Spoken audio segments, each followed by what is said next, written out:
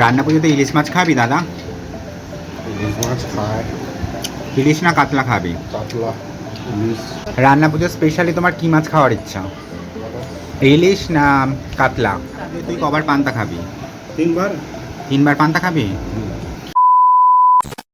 Guys, আবারও চলে এসেছি নতুন একটা ভিডিও নিয়ে। যেহেতু ছিল কাল রাধা অষ্টমী, তো আমাদের বাড়ি নিরামিষ হয়েছে, তো আজকের হয়েছে মাছ। মাছের সাথে হয়েছে আরেকটা স্পেশাল মেনু, যেটা আমার ভীষণ পছন্দ, অবশ্যই তোমাদের সাথে শেয়ার করবো। তো নিচেতে আসার পর দেখছি অলরেডি দাদা আর বৌদি একসাথে খেতে বসে গেছে, আর বাবার লাঞ্চ কমপ্লিট হয়ে গেছে, কারণ আমাদের বাড়িতে 12টা থেকে 12:30টার মধ্যে লাঞ্চ হয়ে যায়। আর আজকের অনেকটাই দেরি হয়ে গেছে। হয়ে যাওয়ার পরেও দাদা আবার চিংড়ি মাছ এনেছিল, তো সেটা আবার রান্না করতে দেরি হয়ে গেছিলো। তো যাই হোক, আজকের আমাদের লাঞ্চের মেনু ছিল কুমড়ো চিংড়ি, মাছের ঝোল আর স্যালাড।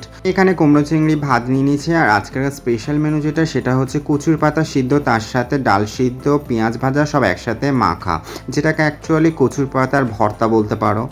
যাই হোক, আমার না ঝোলের তরকারি বা চচ্চড়ি তরকারি খাওয়ার থেকে আমার এরকম সিদ্ধ কোনো কিছু আইটেম দিয়ে খেতে আমার ভীষণ ভালো লাগে। তারপর আমার সবজির মধ্যে সব থেকে বেশি ভালো লাগে কুমড়ো, মানে কুমড়োর যে কোনো আইটেম দিলেই আমার ভীষণ পছন্দ।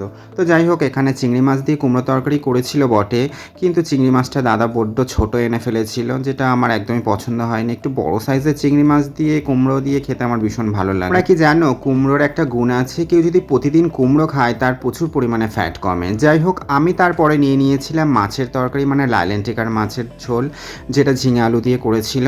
আর লাইলেন্টিকার মাছটা আমার ভীষণ প্রিয়, মানে সমস্ত মাছের থেকেও আমার লাইলেন্টিকার বেশি ভালো লাগে। আমার বাবার ভেড়িতে লাইলেন্টিকার মাছ পাওয়া যায় বলে তা নয়, আমার এমনিও পছন্দ।